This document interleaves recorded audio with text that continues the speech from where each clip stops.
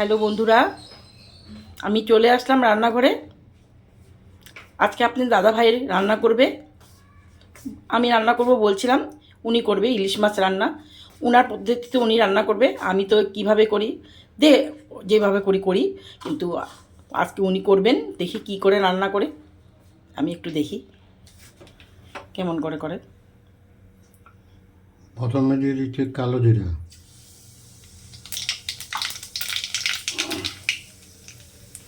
কাঁচা পাকা ছিঁড়া কাঁচা লঙ্কা,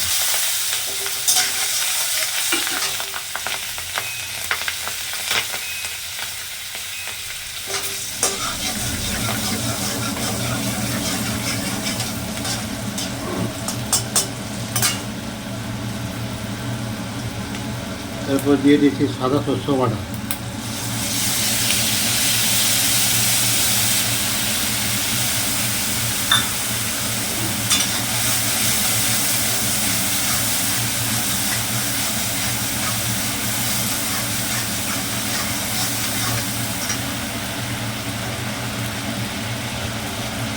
এরপরে দিয়ে দিচ্ছি পোস্ত বাটা,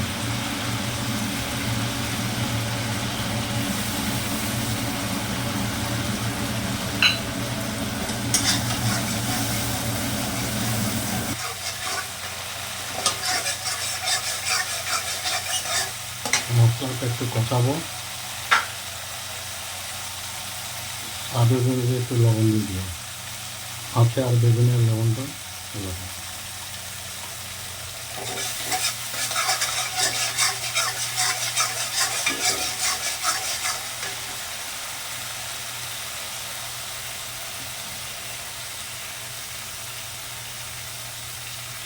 একটু হলুদ গুঁড়ো দিয়ে দিলাম,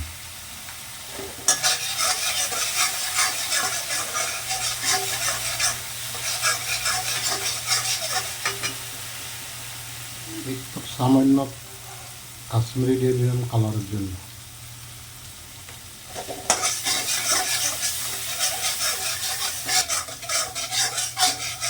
মশলাটা কষানো হয়ে গেছে, এবার আমি একটু জল দিয়ে মশলাটাকে সিদ্ধ করব।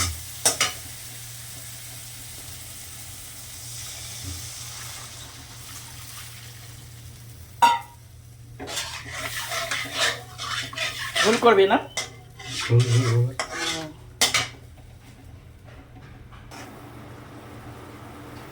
ঝোল প্রায় সিদ্ধ হয়ে গেছে, আমি ভেজে রাখা বেগুন দেব। আমি কাঁচা বেগুন দেবো না, ভেজে রেখেছি বেগুন লবণ হলুদ দিয়ে আমি এটাকে ছেড়ে দিলাম। কাঁচা কাঁচা গলে যায়, তার জন্য আমি ভেজে রেখেছি। বাহ, কি সুন্দর।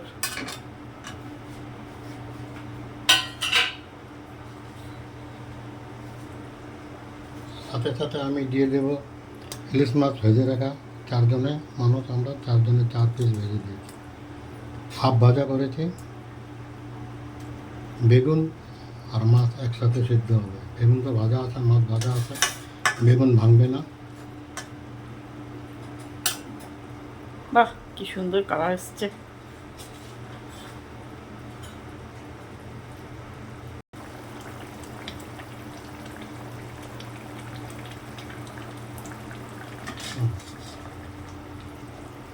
একটু চাপা দিয়ে দেব।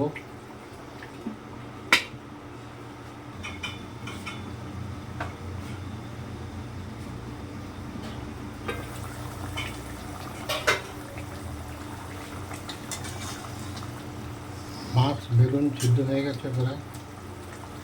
এখন আমি দিয়ে দেবো দুটো কাঁচা লঙ্কা, দিয়ে দেবো একটু কাঁচা সরষের তেল ছড়িয়ে দেবো।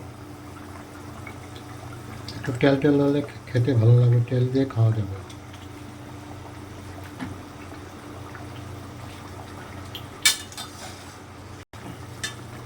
একটু চাপিয়ে দিব, হয়ে গেছে প্রায়।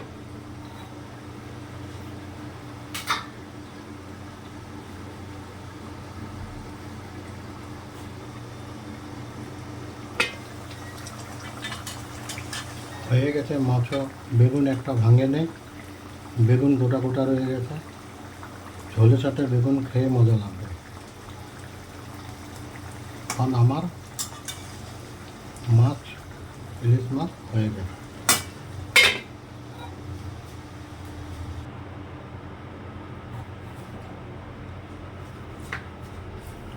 দেখো বন্ধুরা, সর্ষে পোস্ত দিয়ে ইলিশ মাছের রেসিপিটা তৈরি কি সুন্দর হয়েছে। আপনাদের দাদাভাই তৈরি করেছে, খেতেও ভারী টেস্টি হবে।